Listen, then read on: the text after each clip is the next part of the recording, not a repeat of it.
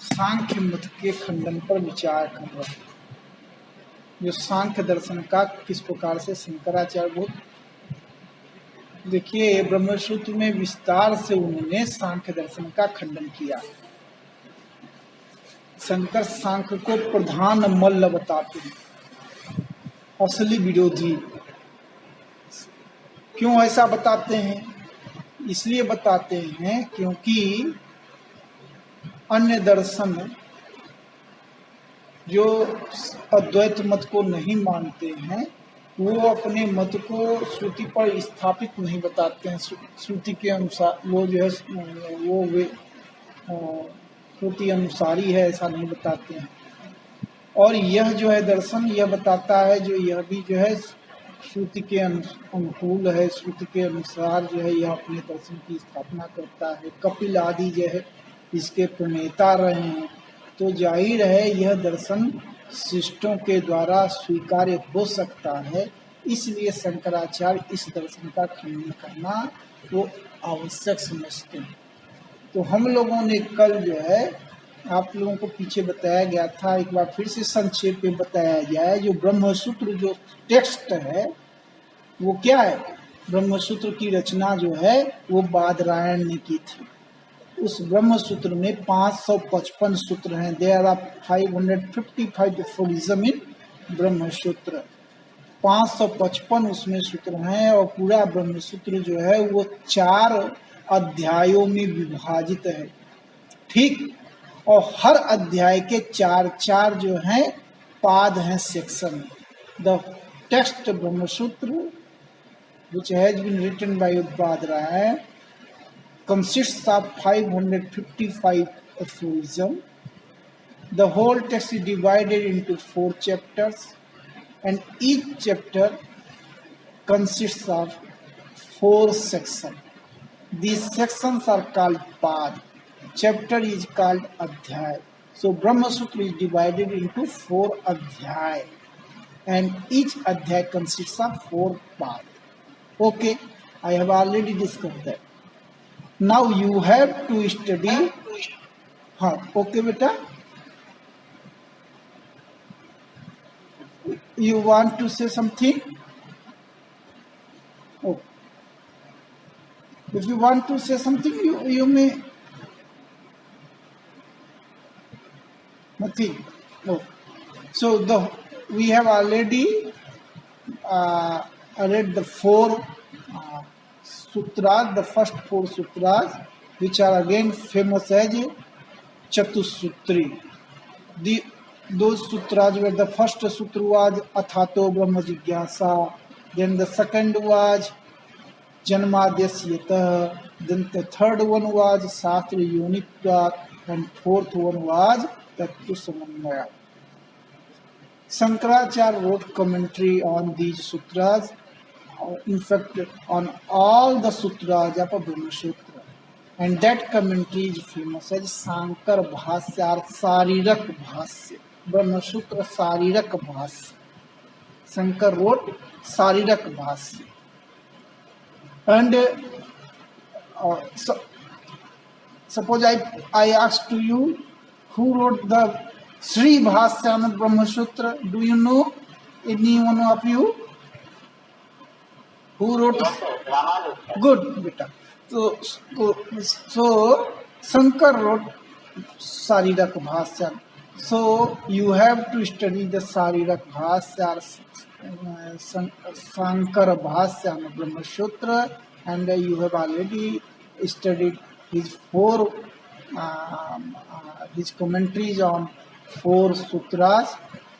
Brahma Sutra, sorry, Athato Brahma Jigyasa, Janmadyasyata, then Sastra Yonitvat, and then Tattva Samanvayat.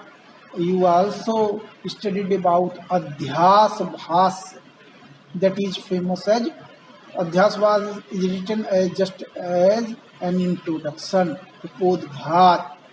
You have studied about that. And now we are actually discussing how Shankar refutes the other systems of Indian philosophy. As I told you that from 221 to 2245, that section is called Tarkapad, and there Shankar has, in fact, Badrayan has refuted the doctrine of Sankhya philosophy, the doctrine of Vaisheshik philosophy, doctrine of early Buddhism or Sarvastivada, and then doctrine of later Buddhism or Vijnanavad, then Jainism and Pancharatra and Paspat. So Shankar refutes all these. You have to study all these. So presently we are studying how Shankar or in fact Badrayan refutes the sound doctrine. तो हम लोगों ने कल देखा जो वो पहला जो ये दूसरे अध्याय के दूसरे पाद का पहला सूत्र था, क्या था? रचनानुपत्तिश्च न अनुमानम। वहां उन्होंने दिखाया जो रचना की उत्पत्ति नहीं हो पाती है, किससे? प्रधान को मानने से। रचना अनुपन्न रह जाएगी, इसलिए प्रधान की सत्ता को नहीं माना जा सकता। ये हम लोगों ने पीछे देखा। जगत की रचना वह किसी अचेतन तत्व से नहीं हो सकती। इतनी खूबसूरत जगत की रचना, इतने सुंदर जगत की रचना, वह किसी अचेतन प्रधान तत्व से नहीं हो सकती, अचेतन प्रकृति से नहीं हो सकती। क्यों?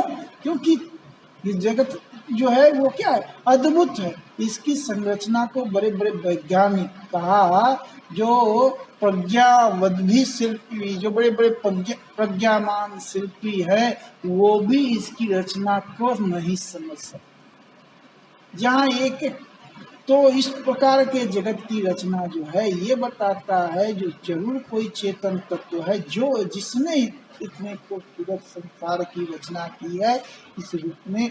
इसलिए अचेतन प्रधान जो है अपने आप इस जगत के रूप में, इतने सुंदर जगत के रूप में परिवर्तित नहीं हो सकती है। ऐसा रचनानुपत्तिश्च न अनुमानम सूत्र में बताया गया। जो दूसरा सूत्र था वो भी कल हम लोगों ने इस पर भी व्याख्या की। वो क्या था? प्रवृत्तिश्च। प्रवृत्ति, ये प्रवृत्ति की व्याख्या नहीं होती। प्रधान की प्रवृत्ति क्या है? तो प्रधान जो जगत आदि के रूप में भी परिणमित होती है, प्रवृत्त होती है, महद आदि के रूप में उसकी जो सृष्टि होती है, उस परिणमन की व्याख्या नहीं होती। जो मुख्य तर्क है यह सही है, जो जगत जो है प्रकृति ही जगत के रूप में परिणमित होती है, तो कदाचित जो है ये मान लिया जा सकता है, माना भी जाना चाहिए जो जगत में प्रवृत्ति है। लेकिन यह प्रवृत्ति कैसे है? तो किसी चेतन तत्व के संयोग से ही है, संभव है। चेतन तत्व के निर्देशन में ही संभव है। बिना चेतन तत्व से अधिष्ठित हुए ये जो जड़ प्रधान है, अचेतन प्रधान, अचेतन प्रकृति इतने खूबसूरत, इतने बहुलता से युक्त, इतने वैशिष्ट्य से युक्त, इतने विभागों से युक्त, जहाँ हर चीज जो है अत्यंत सुव्यवस्थित हो, ऐसे इस जगत के रूप में परिवर्तित नहीं हो सकती। तो प्रधान की प्रवृत्ति को बताया गया ना, क्या है? तो अंगांगी भाव, आगे अंगांगी भाव पे सूत्र भी आएगा। यह वस्तुतः जो यह जगत की सृष्टि करने के लिए जो यह जो प्रकृति उन्मुख होती है, उस प्रकृति के इस उन्मुखता की व्याख्या, सृष्टि की ओर जो उत्सुकता है उसकी व्याख्या, या सृष्टि के लिए जो वो परिवर्तित हो रही है, परिणमित हो रही है, इसकी व्याख्या हम तभी कर सकते हैं जब यह सब चेतन के नियामकत्व में। तो ये दो जो है हम लोगों ने सूत्रों पर व्याख्या की। अब तीसरा जो है पयो अम्बुवत चेत तत्रापि, ये तीसरा सूत्र है। पयो अम्बुवत चेत, आपको बताने की जरूरत नहीं, कल बताया गया था। जो और पीछे भी बताया गया था जो अद्वैत वेदांत के लिए आप मतलब आपको क्या करना, सांख्यादि दर्शन को पढ़ेंगे तब ना उसका खंडन करेंगे। तो सांख्य दर्शन को खूब बढ़िया से पढ़िए, किन किन चीजों के बारे में चर्चा। तो कहा पयो अम्बुवत चेत तत्रापि, पय और अम्बु के समान, जिस प्रकार जो है पय माने दूध, दूध जो है प्रवृत्त होता है, क्या वह गाय के थन से दूध निकलने लगता है, ठीक ना, बछड़े के निमित्त। उसी प्रकार से पुरुष के लिए क्या कहते हैं, ये अचेतन प्रकृति अचेतन प्रधान, वो नानाविध जगत के रूप में, नानाविध जगत के भोगों के रूप में, भोगायतन के रूप में, भोग्य सामग्री के रूप में परिवर्तित हो जाती है। ऐसा जो है यह सूत्र बता रहा है। मान लीजिए ये आर्गुमेंट है सांख्यों का, है ना, सांख्यकारिका में, ये सांख्यकारिका में है जो बछड़े के, जिस पर वत्स वृद्धि निमित्तम क्षीरस्य यथा प्रवृत्ति अज्ञस्य पुरुष विमोक्ष निमित्तम प्रवृत्ति तथा प्रधान से, यही कारिका है ना। हाँ, तो ये सांख्य कारिका में देखिएगा अंत में है ये 57वीं कारिका है, 57, जो बछड़े के निमित्त जो है, ठीक ना, वत्स विवृत्ति निमित्तम क्षीरस यथा प्रवृत्ति अज्ञस्य, जिस प्रकार से क्षीर की प्रवृत्ति होती है उसी प्रकार से पुरुष के विमोक्ष के लिए यह जो है क्या प्रवृत्ति होती है प्रधान की, ये है। तो उसी प्रकार इसलिए आप जो यह कर रहे हैं, जो जड़ तत्व में प्रवृत्ति नहीं पाई जाती है, जड़ तत्व में भी प्रवृत्ति होती है, यह ऐसा ये बता रहे हैं। जिस प्रकार से जो है यह गाय के थन से यह जो है थन क्या अचेतन, उससे जो दूध निकलने लगता है बच्चे के लिए, उसी प्रकार से पुरुष के लिए यह जो है प्रकृति नानाविध चीजों के रूप में, नानाविध जगत के रूप में परिणमित होती है। या अम्बुवत, जैसे जो जल में यह देखा जाता है, लोकोपकार के लिए जल बहता है, नीचे बहता है, ठीक ना, तो जिस प्रकार से जल जो है लोकोपकार के लिए बहता है, उसी प्रकार प्रकृति जो है पुरुष के उपकार के लिए प्रवृत्त हो सकती है। ऐसा आप जो कह रहे हैं जो जड़ में प्रवृत्ति होती ही नहीं है, चेतन में प्रवृत्ति होती ही नहीं, यह बात तो नहीं है। तो इस पे कर रहे हैं यथा क्षीरम स्यादेतत्, यथा क्षीरम अचेतनम स्वभावेनैव वसविद्यर्थम प्रवर्तते, यथा च जलम अचेतनम स्वभावेनैव लोकोपकाराय संजन्ते, एवं प्रधानम अचेतनम स्वभावेनैव पुरुषार्थ सिद्धये प्रवर्तिष्यति इति। ये कह रहे हैं, पूर्व पक्षी कह रहा है, जो जिस प्रकार से अचेतन जो है क्षीर स्वभाव से ही वत्स बछड़े के वृद्धि के निमित्त जो है वह बहने लगता है, जिस प्रकार से अचेतन जल स्वभाव से ही लोकोपकार के लिए बहता है, उसी प्रकार से अचेतन प्रधान स्वभाव से ही पुरुषार्थ की सिद्धि के लिए, पुरुष के अर्थ की सिद्धि के लिए, पुरुष के भोग और मोक्ष के सिद्धि के लिए प्रवर्तित होने लगेगा। इसमें आपको क्यों दोष लग रहा है? तो कहा न एतत् साधु उच्यते। इस पर सिद्धांति का, ये पूर्व पक्ष ने ऊपर प्रश्न उठाया था, इस पर जो है पूर्व पक्ष माने विरोधी कौन, सांख्य, इस पर शंकराचार्य करें न एतत् साधु उच्यते, यह सही नहीं। क्यों नहीं सही है? यतस् तत्रापि पयो अम्बुनु चेतन अधिष्ठितयोः एव प्रवृत्ति इति अनुमिमहे उभयवादी प्रसिद्धे रथादौ अचेतने केवल प्रवृत्ति अदर्शनात्। क्योंकि यहाँ जो पय और अम्बु का जो आप उदाहरण दे रहे हैं, यह पय और जल, दूध और जल, वह चेतन से अधिष्ठित होने पर ही उनमें प्रवृत्ति होती है।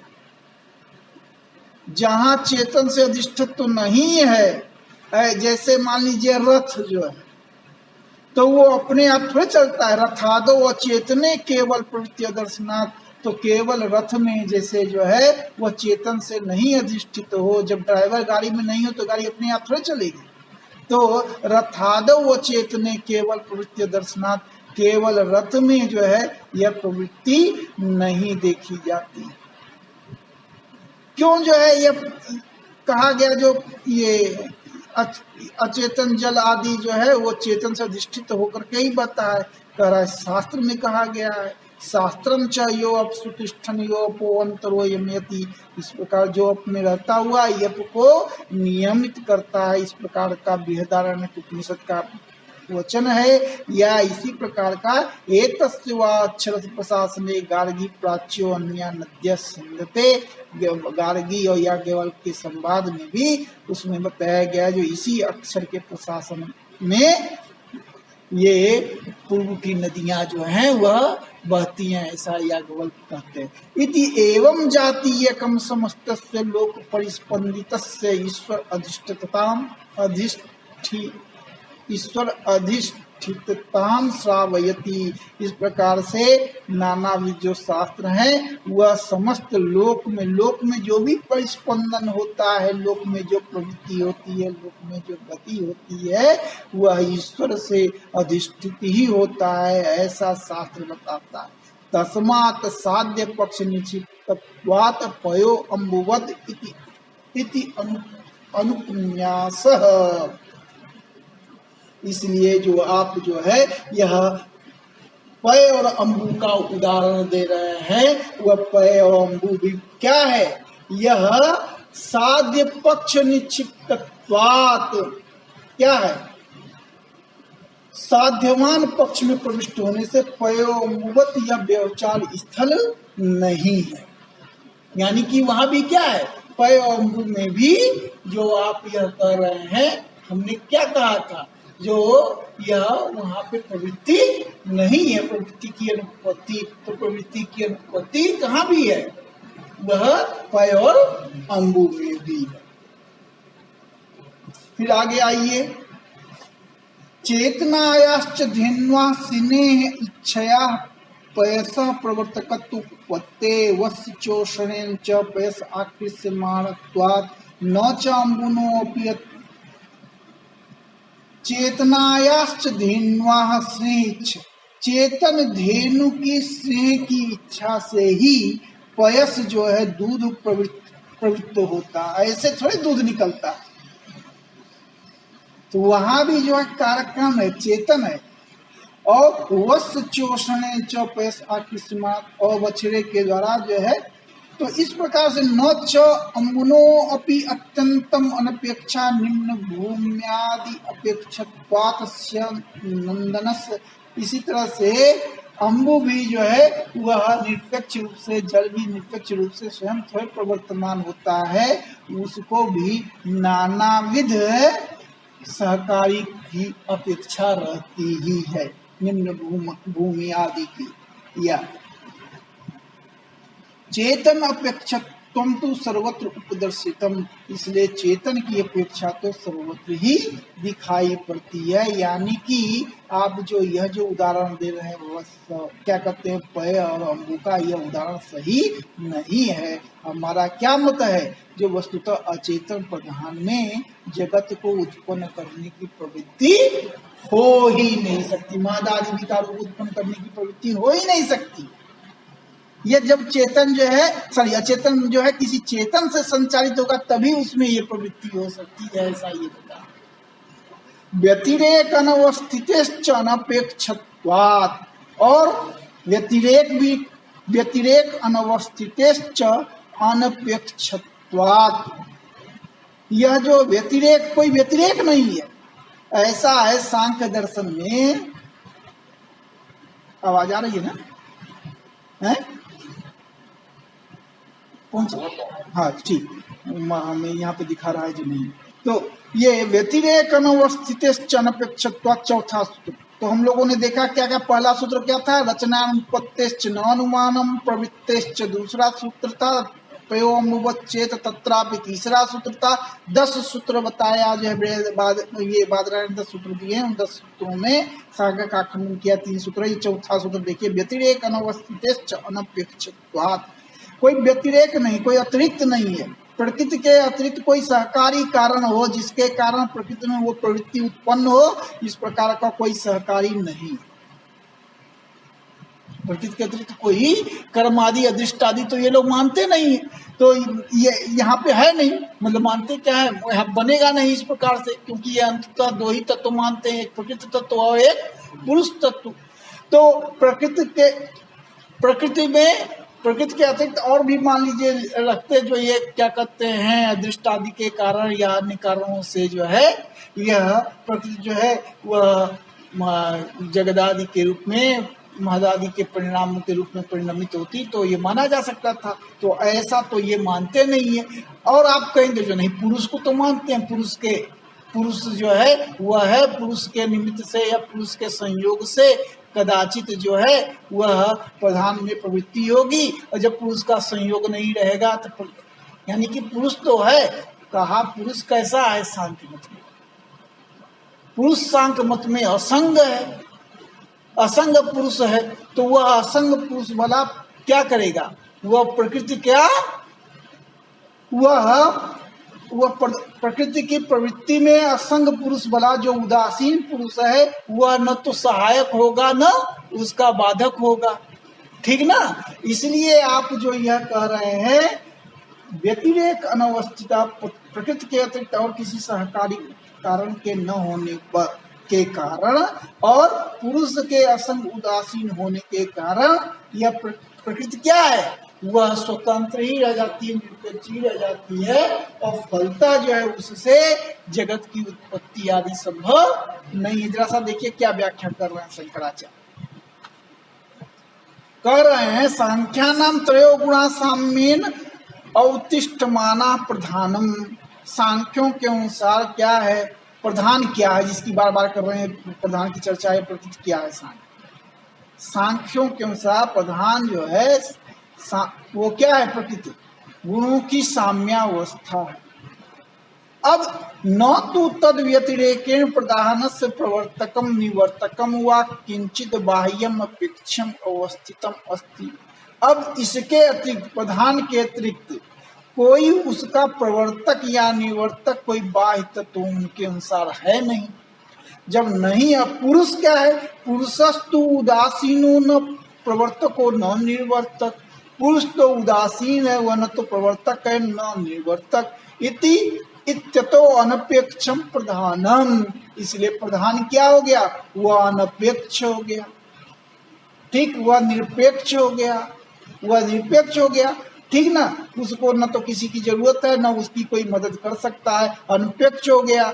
तो जब न उसको जरूरत है न उसकी किसी मदद कर सकता है तो फिर उसमें प्रवृत्ति भला कैसे होगी। अनपेक्षत्वात् कदाचित, अगर वह कोई अन्य उसकी सहायता के लिए नहीं है, वह निरपेक्ष है, तो अनपेक्षत्वात् कदाचित प्रधानम महदादि आकारेण परिणमते कदाचित न परिणमते।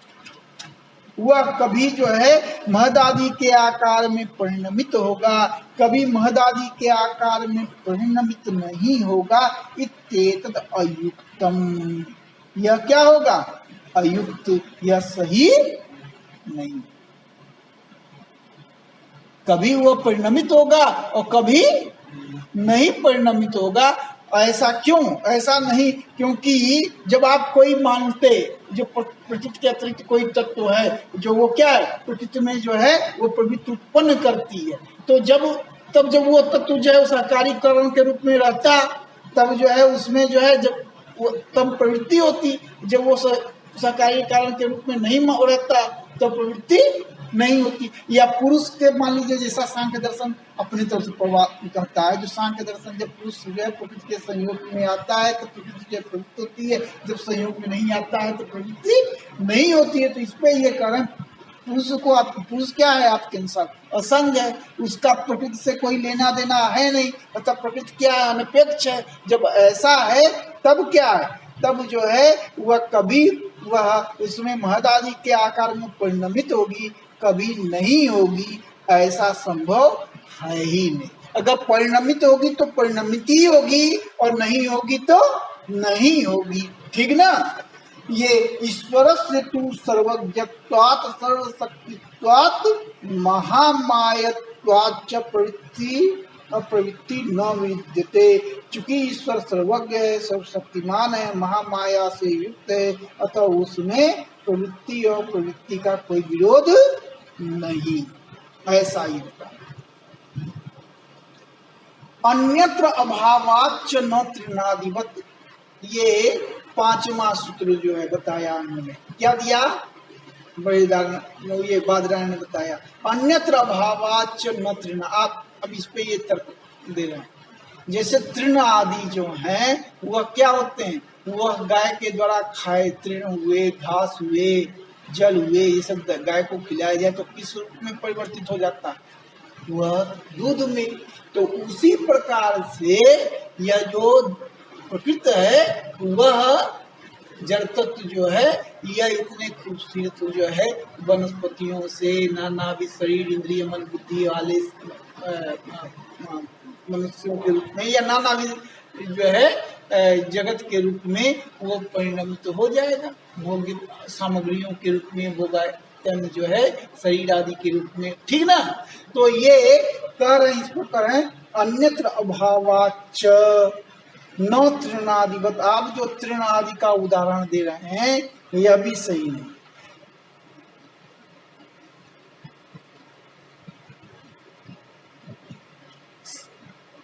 यथा स्यादेतत् यथा तृण पल्लव उदकादि निमित्तांतर निरपेक्षम स्वभावादेव क्षीरादि आकारेण परिणमत एवं प्रधानम अपि महदादि आकारेण परिणमते।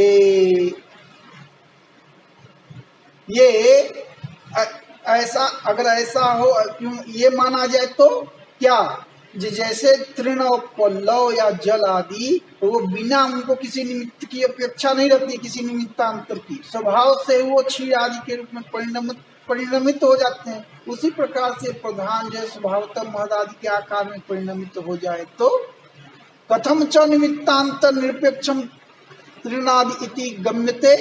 कैसे ये माना जाए, जो पूर्व पक्षी का ही पक्ष है। पूर्व पक्षी का कहना है जो तृण हुए, तृण माने घास, पल्लव, जल आदि, ये सब जो है वो क्या हो जाते हैं? वह दूध में परिणमित हो जाते हैं और बिना किसी निमित्त के। तो उसी तरह से घास, उसी प्रकार से प्रकृति भी बिना किसी निमित्तांतर, अभी आप बता रहे हैं जो कोई निमित्तांतर नहीं, किसी निमित्त की जरूरत है ही नहीं, बिना किसी अन्य सहकारी कारण के, निमित्त कारण के प्रकृति स्वयं ही जो है वो नानाविध जगत के रूप में परिणमित हो जाएगी, महदादि विकारों के रूप में परिणमित हो जाएगी। तो ये कह रहे हैं, इसी पे वो कह रहा है कि पक्षी से दूसरा पूछ सकता है प्रश्न, जो आप यह जो कर रहे हैं वहां पे निमित्त की अपेक्षा नहीं होती है, यह कैसे? निमित्तांतर उस पर वो बोल रहा है जो निमित्त, कोई और निमित्त तो दिखता नहीं है। यदि किसी निमित्त से जो है तृण, पल्लव और उदक आदि क्या होते, वह दूध में परिवर्तित होते तो क्या होता? यथा कामं तेन तृणादि उपादाय क्षीरम संपादयेम न तु संपादयामहे। तो हम क्या करते?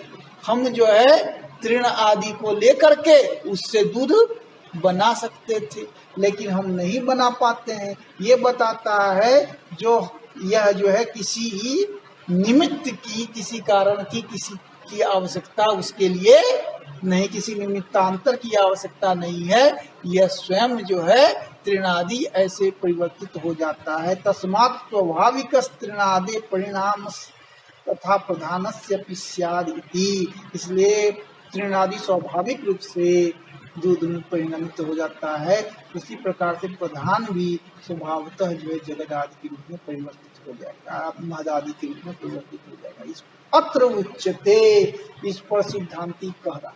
क्या कह रहा है? सिद्धांती कौन है?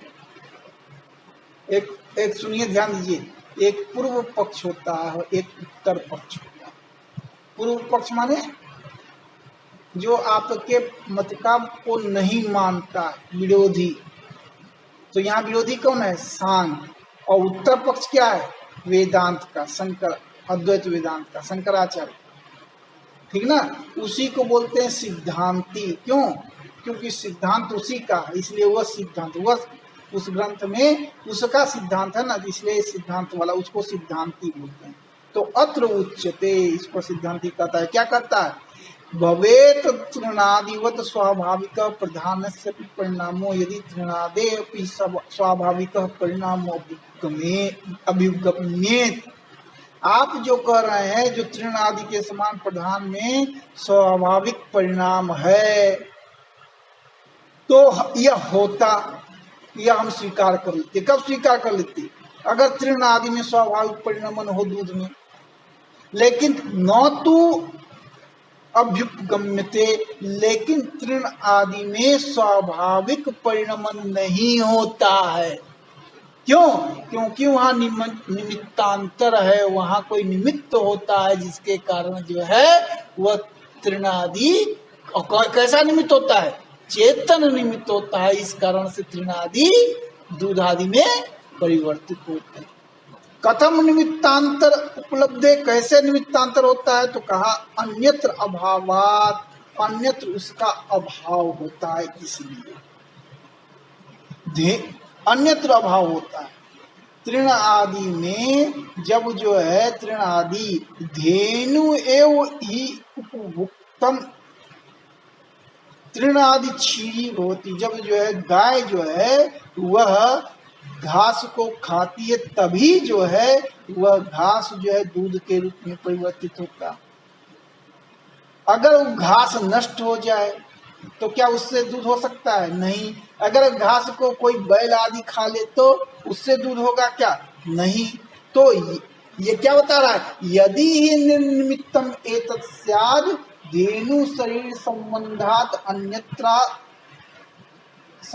अन्यत्रापि तृणादि क्षीरी भवेत्। अगर जो है, अगर यह जो है बिना निमित्त के घास जो है क्षीर के रूप में परिवर्तित होता, तो उसको गाय के द्वारा खाने की जरूरत नहीं होती। ठीक। प्रतिपक्षी ने दो आर्गुमेंट दिया था, तो एक आर्गुमेंट का ये खंडन किया, दूसरा आर्गुमेंट उसका था वो ये, चलिए अभी है, नोचा यथा कामं मानुषै न शक्यं संपादयितुम् इति एतावता निर्निमित्तम भवति। जरा सा ध्यान दीजिएगा, देख लीजिए क्या कह रहा है, ये कोई चीज निर्निमित्तक होती है। नोचा यथा कामं मानुषै न शक्यं संपादयितुम्, मनुष्य जो है अपनी इच्छा अनुसार किसी चीज का निर्माण नहीं कर सकता है, इससे वो चीज निर्निमित्तक हो जाती है, ऐसा नहीं। भवति किंचित कार्यम मानुष संपाद्यम किंचित दैव संपाद्यम, कोई कार्य मनुष्य के द्वारा संपाद्य होता है और कोई कार्य दैव के द्वारा संपाद्य। कोई कार्य मनुष्य कर सकता है, कोई कार्य मनुष्य नहीं कर सकता है। मनुष्यापि शक्नुवन्ति, तो ये बात ध्यान रखिए। इसलिए मनुष्य जो है वह क्या कहते हैं, वह आप ये नहीं कर सकते हैं जो अगर क्षीर जो है वस्तुतः अन्य निमित्त के कारण दूध बनने में दूध बन जाता, तो जब चाहे मनुष्य जो है वो अन्य निमित्त को लेता और क्षीर को दूध, सॉरी गलती बोली, जो तृण जो है, तृण या घास आदि जो है अन्य निमित्त से क्या है क्षीर में तब्दील हो जाता, तो मनुष्य क्या करता, जब चाहे जो है उस अन्य निमित्त संयोग कराता तृण का और क्या करते हैं बना देता, लेकिन ऐसा मनुष्य नहीं कर पाता है, तो इसलिए वह जो है क्या है निर्निमित्तक प्रवृत्ति उसमें होती है, तृण जो है क्षीर में जो बदलता, ऐसा पूर्व पक्ष का।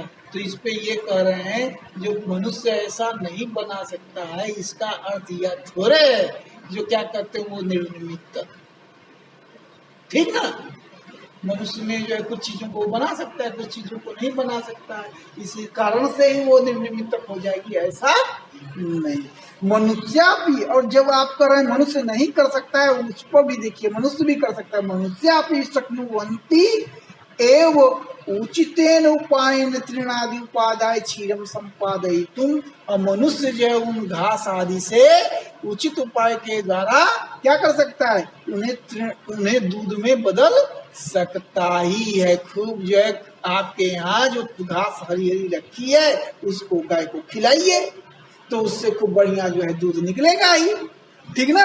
तो इसलिए प्रभुतम ही क्षीरम कामया माना, अगर आप खूब ज्यादा दूध चाहते हैं तो उसको खूब चारा खिलाइए, ठीक ना।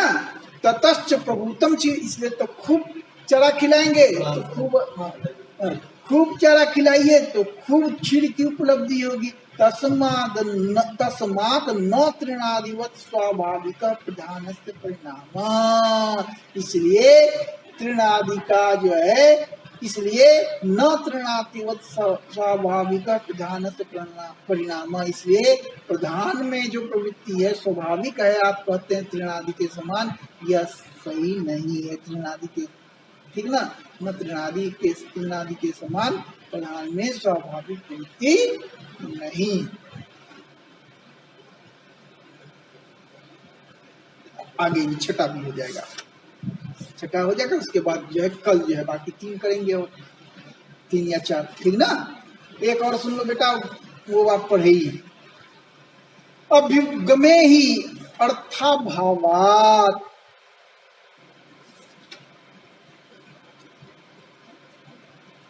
यदि प्रधान की, चलिए आप प्रधान की स्वाभाविक प्रवृत्ति मान भी ली जाए तो उसका कोई प्रयोजन नहीं दिखाई पड़ता,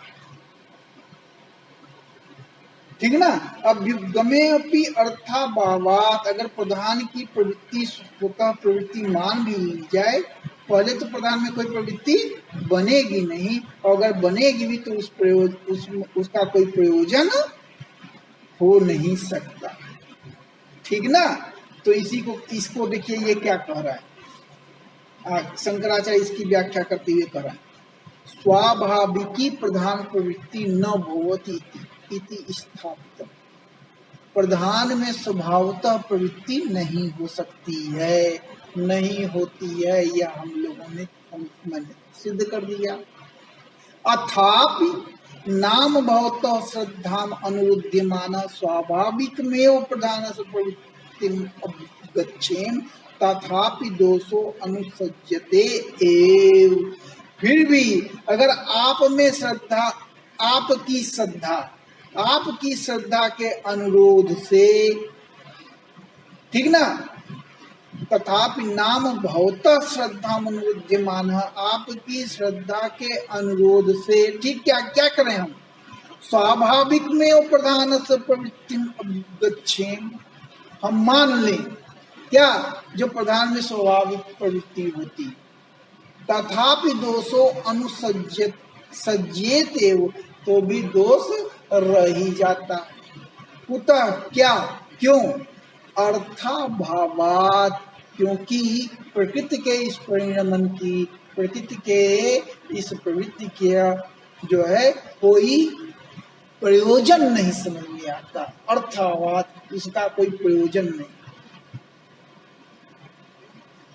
ये प्रयोजन है आप कहेंगे, नहीं सर पढ़े हैं क्या, संघात परार्थत्व त्रिगुणादि विपर्य, नहीं वो गलत बोले, क्या था जो है प्रयोजन उनका, क्या था, पुरुष से दर्शनार्थम कैवल्यार्थम तथा प्रधान से पंगुवद उभयोरपि संयोगस्तथ कृतः सर्वे, ये बताया जो है एक प्रयोजन, या पीछे बताया था बस विधि निमित्तम ये बताया था, या औत्सुक्य निवृत्ति अर्थम ये बताया था। तो ये सब सांख्यकारिका में नानाविध प्रयोजन बताए गए हैं प्रकृति के। तो कहा कुतः अर्थाभावात्, लेकिन शंकराचार्य क्या करें जरा सा देखिए, यदि हम कदाचित मान भी लें, चलिए क्या, जो प्रकृति में स्वभावतः परिणाम जो है संभव है, स्वभावतः प्रवृत्ति संभव है, तो यदि तावत स्वाभाविकी प्रधान प्रवृत्ति न किंचिद अन्यद अपेक्षेत इति उच्यते, ततो यथैव सहकारी किंचित न अपेक्षित एवं प्रयोजनम अपि किंचित न अपेक्षिष्यते इत्यतः प्रधानम पुरुषस्य अर्थम साधयितुं प्रवर्तत इति इयं प्रतिज्ञा हीयेत। उस प्रवृत्ति का कोई प्रयोजन नहीं है। क्यों कर रहे हैं? यदि तावत स्वाभाविकी प्रधान से प्रवृत्ति न किंचित अन्यद ही अपेक्षत।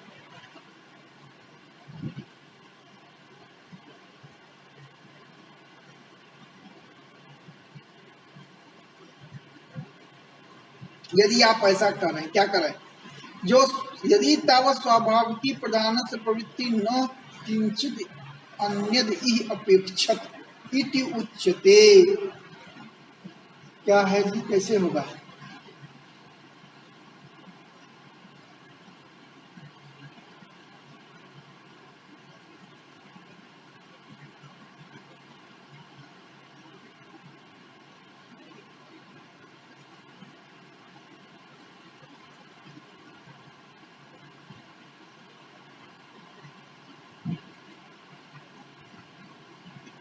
देखिए, आप कर रहे हैं जो प्रधान में स्वाभाविक रूप से प्रवृत्ति होती है, तो जब प्रधान में स्वाभाविक रूप से प्रवृत्ति होती है तो आप ये भी मानेंगे जो प्रधान जो है किसी प्रयोजन के कारण प्रवृत्त होता है, ऐसा नहीं है। स्वभावतः प्रवृत्ति मानेंगे। यदि तावत स्वाभाविकी प्रधान से प्रवृत्ति न किंचित अन्यद ही अपेक्षित। यदि आप प्रधान की स्वाभाविक प्रवृत्ति मानते हैं, न किंचित अन्यद ही अपेक्षित, इस प्रवृत्ति में किसी अन्य की अपेक्षा स्वीकार नहीं है, तो यथेव सहकारी किंचित न अपेक्षित। जिस प्रकार से आप किसी उसकी प्रवृत्ति में किसी सहकारी कारण की अपेक्षा नहीं है, एवं प्रयोजनम अपि किंचित न अपेक्षिष्यति, इसलिए उसके किसी प्रयोजन की भी आपको अपेक्षा नहीं होगी। इत्यतः प्रधानम पुरुषस्य अर्थम साधयितुम, तो किसी प्रयोजन की भी अपेक्षा नहीं, न तो सहकारी की अपेक्षा होगी, न जो है प्रयोजन की अपेक्षा होगी। तब क्या होगा? इत्यतः प्रधानम पुरुषस्य अर्थम साधयितुम प्रवर्तत इति इयं प्रतिज्ञा हीयते। अब अगर आप ऐसा मान रहे हैं तो क्या होगा? तो आपके ही मत का खंडन हो जाएगा। आप तो स्वयं मान रहे हैं ना। क्या मान रहे हैं? जो प्रकृति का जो परिणाम होता है वह क्या होता है? वह प्रयोजन के लिए होता है। स यदि बुढ़िया सहकार्ये केवलम न अपेक्षते न प्रयोजनम अपीति। इस पर अगर आप यह कहते हैं, क्या कहते हैं कि देखिए हम जो है ये मान रहे हैं जो प्रकृति की प्रवृत्ति जो है वो स्वाभाविक होती है, उसमें किसी अन्य निमित्त की सहकारी की अपेक्षा नहीं होती है, केवल सहकारी या निमित्त की अपेक्षा नहीं होती। प्रयोजन तो होता ही है, न प्रयोजनम अपीति, प्रयोजन तो होता ही है। तो बताइए, क्या बताइए? तथापि प्रधान प्रवृत्ति प्रयोजनम विवेक्तव्यम। तो आप बताइए प्रधान की प्रवृत्ति का वो प्रयोजन क्या होगा? बता रहे हैं जो प्रधान की प्रवृत्ति जो है, अगर कदाचित प्रवृत्ति मान ली जाए तो उसके प्रयोजन की व्याख्या नहीं। आप बताइए जो कदाचित जो है अगर मान लिया जाए जो नहीं प्रयोजन होता है, तो आप बताइए जो प्रधान की प्रवृत्ति का प्रयोजन क्या है? अलग अलग करके बताइए। भोग है कि अपवर्ग है, अथवा दोनों है? भोग है, भोग के निमित्त जो है प्रकृति प्रवृत्त हो रही है, होती है, या अपवर्ग के निमित्त, या भोग और अपवर्ग दोनों के लिए? यही ना प्रयोजन है, यही प्रयोजन आप बताते हैं, यही प्रयोजन हो सकता है। अगर आप ये बताते हैं जो भोगश्चेत, भोग के लिए प्रकृति प्रवृत्त होती है, प्रवर्तमान होती है, तो कीदृशो अनाधेय अतिशयस्य पुरुषस्य भोगो भवेत। भला पुरुष का जिसमें किसी प्रकार के अतिशय का आधान नहीं किया जा सकता है, जो कैसा है? जो असंग है, नित्य है, कुटस्थ है, ठीक ना?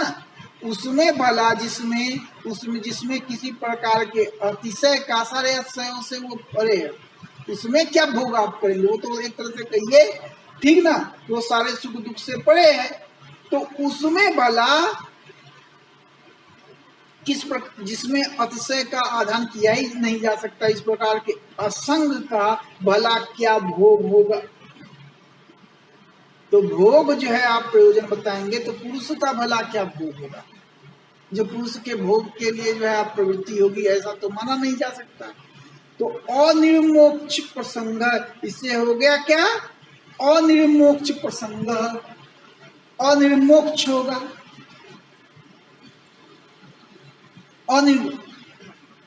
प्रकृति क्या हो, क्यों अनिर्मोक्ष होगा? यानी कि मोक्ष ही नहीं बनेगा। क्यों नहीं मोक्ष बनेगा?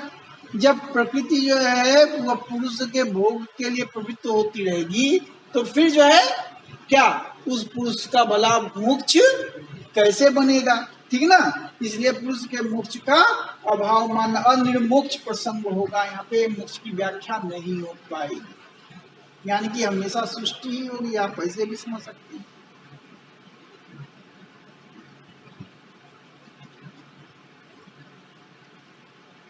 और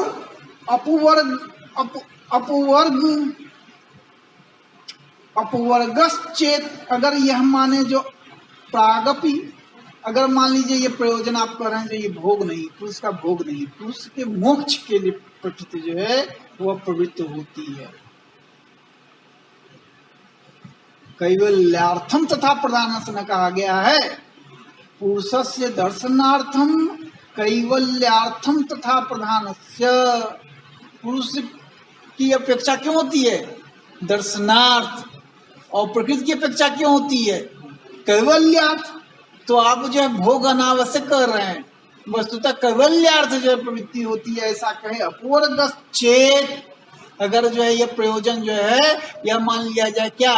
भोग नहीं, अपवर्ग कैवल। तो कहा प्रागपि प्रवृत्ते अपवर्ग से सिद्धत्वात्। तो यह जो प्रकृति उसके लिए क्यों परिणमित हो रही है? प्रकृति के परिणमन से पूर्व ही पुरुष क्या है? वह तो मुक्त है। अपवर्गश्चेत प्रागपि प्रवृत्ते अपवर्ग सिद्धत्वात्, पहले से ही वह तो सिद्ध है, उससे क्या हो जाएगा? प्रवृत्ति अनर्थिका स्यात्। अतः यह जो प्रवृत्ति है वो तो निरर्थक हो जाएगी, क्योंकि वो तो पुरुष तो है ही पहले से मुक्त। पुरुष की मुक्ति के लिए भला क्या जो आप बता रहे हैं, जो इसलिए प्रकृति जो है वह पुरुष के संग होती है, नाना जगत का व्यापार, यह महद आदि की सृष्टि होती है, ये सब बताने की क्या जरूरत है? जब पुरुष पहले से मुक्त है तो फिर सृष्टि का क्या मतलब? ठीक ना? यह इसलिए यह प्रवृत्ति अनर्थिका हो जाएगी। शब्दादि अनुपलब्धि प्रसंगश्च, और शब्दादि की अनुपलब्धि होगी, शब्द आदि की सृष्टि हो ही नहीं पाएगी। ठीक ना? शब्द आदि अनुपलब्धि प्रसंगश्च, क्यों? वह सृष्टि की व्याख्या हो ही नहीं पाएगी, क्योंकि आप खुद ही मान रहे हैं प्रकृति का प्रयोजन क्या है? वह जो है अपवर्ग है, और अपवर्ग पहले से ही सिद्ध है। उभय अर्थता विगमे भोक्तव्यानाम प्रधान मात्राणाम अनंत्याद अनिर्मोक्ष प्रसंग, अगर दोनों माना जाए, जो भोग भी और मोक्ष भी, तो प्रधान मात्राणाम भोग सामग्रियों की अनंतता के कारण, विपुलता के कारण हमेशा वो बने ही रहेंगे, इसलिए मोक्ष बनेगा ही न, मोक्ष नहीं बनेगा, अनिर्मोक्ष प्रसंग होगा। नौच औसिक निवृत्ति अर्थात प्रवृत्ति। अब एक दूसरा तर्क दिया था, जो भोग और मोक्ष नहीं, ये उत्सुकता की निवृत्ति के लिए जो है ये है। कारिका देखिए, हमारे वाले में तो लिखा ही है, औत्सुक की निवृत्ति अर्थम यथा क्रियासु प्रवर्तते लोकः। दिखा दीजिए, याद नहीं दीजिए। ये सांकारिका की 58वीं कारिका है। 57वीं कारिका हम लोगों ने देखा, कुछ कारिका एकदम याद रखिए। सांख कारिका की कुछ कारिकाएं असद करनाथ, उपादान करनाथ, सर्वसंभवा बाबा सत्य सकरनाथ, कारण भावात सत्कार्य, सत्कारवाद वाला, क्योंकि सत्कारवाद के आधार पर ही प्रकृति की सत्ता को सिद्ध करता है। प्रकृति की सत्ता के लिए क्या तर्क दिया गया था?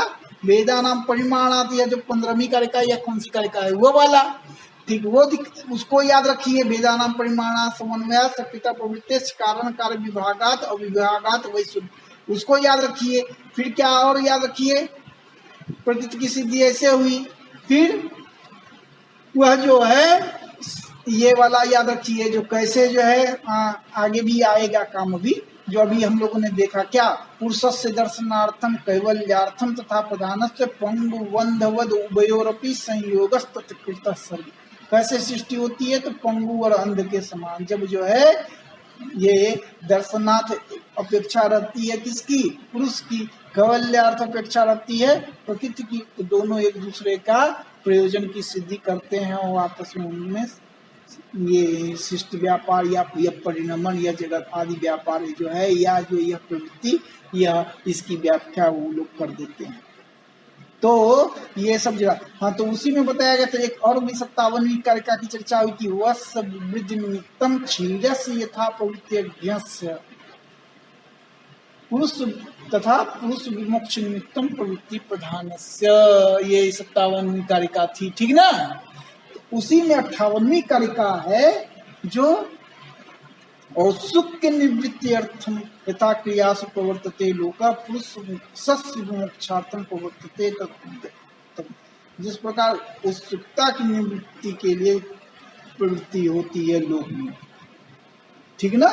तो इसी औत्सुक निवृत्ति के कह रहे हैं, नौचा औत्सुक्य निवृत्ति अर्थात प्रवृत्ति, औत्सुक्य की निवृत्ति के लिए, उत्सुकता की निवृत्ति के लिए जो है यह प्रवृत्ति नहीं हो सकती, केवल ये क्यूरियोसिटी उत्पन्न हुई, इसीलिए जो है सृष्टि व्यापार हुआ। तो ये नहीं प्रधानस्य अचेतनस्य औत्सुक्यम संभवती।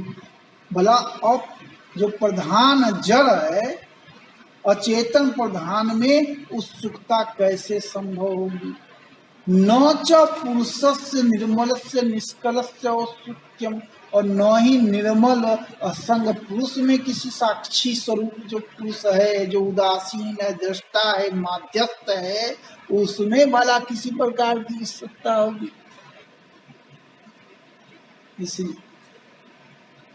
इसलिए कोई प्रयोजन ही नहीं दिखता। अगर कदाचित मान लिया जाए जो प्रवृत्ति जो है होगी, तो वो प्रवृत्ति का प्रयोजन पर नहीं। एक और प्रयोजन बता रहे हैं, दृक शक्ति सर्ग शक्ति वैयर्थ भयात चेत प्रवृत्ति। अगर यह मान लिया जाए जो पुरुषों की दृक शक्ति और प्रधान की सर्ग शक्ति, ठीक ना, ये व्यर्थ हो जाएंगे। इसलिए दृक शक्ति अनुच्छेद, जिस प्रकार पुरुषों की दृक शक्ति का अनुच्छेद नहीं, इसलिए प्रवृत्ति होती है। दृक शक्ति और सर्ग शक्ति व्यर्थ न, पुरुष जो स्वाभाविक शक्ति है प्रकृति में क्या है सृष्टि की, वह व्यर्थ हो जाएगी। इसलिए जो है सृष्टि परक व्यापार या सृष्टि परक प्रवृत्ति उसमें होती है, ठीक है। तो कहा, इस पे कह रहे हैं क्या, तरही दृक शक्ति अनुच्छेदत्वात्। दृक शक्ति क्या है, आप पुरुष में दृक शक्ति जो है, पुरुष में जो दृक शक्ति है, जो दृष्टित्व है, जो चेतन भाव है, चैतन्य है, वो क्या है, उसका कभी लोप नहीं, वो हमेशा रहती है उसमें, ये जो है। तो उसी प्रकार से सर्ग शक्ति भी क्या होगी, उसका भी उच्छेद नहीं होगा, वो भी प्रकृति में रहेगी। तो क्या होगा, जब वो हमेशा सर्ग शक्ति रहेगी तो संसार अनुच्छेदात, अनिर्मोक्ष प्रसंग, संसार का कभी उच्छेद ही नहीं होगा, तो निर्मोक्ष मोक्ष बनेगा ही नहीं, इसलिए निर्मोक्ष प्रसंग होगा। तस्मात् प्रधानस्य पुरुषार्थ प्रवृत्ति इति एतद अयुक्तम। इसलिए प्रधान की पुरुष के अर्थ के निमित्त जो प्रवृत्ति की बात आप कर रहे हैं, चाहे भोग या मोक्ष या दोनों, या जो है औसत निवृत्ति, या जो है नाना जो और प्रयोजन कर रहे हैं, ये जो इसके प्रवृत्ति के प्रयोजन की व्याख्या कर रहे हैं, वो सब क्या है, अयुक्त है, यह सही नहीं। तो अब बेटा कल जो है ये खत्म हो जाएगा, तो खूब बढ़िया से सांख्य दर्शन को पढ़िए, और सांख्य दर्शन का Shankaracharya how Shankar refutes the Sankhya doctrine, उसको खूब बढ़िया से तैयार कीजिए, ठीक ना।